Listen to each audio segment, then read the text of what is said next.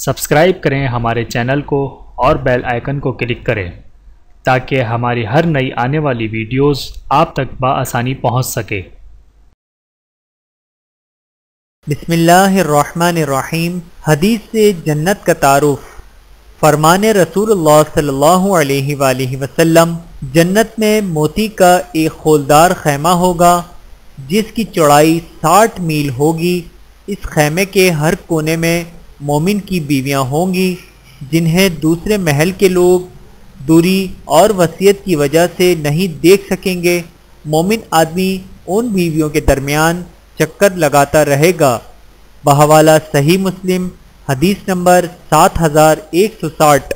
اللہ تعالی ہم سب کو عمل کرنے کی توفیق عطا فرمائے، آمین ثم آمین۔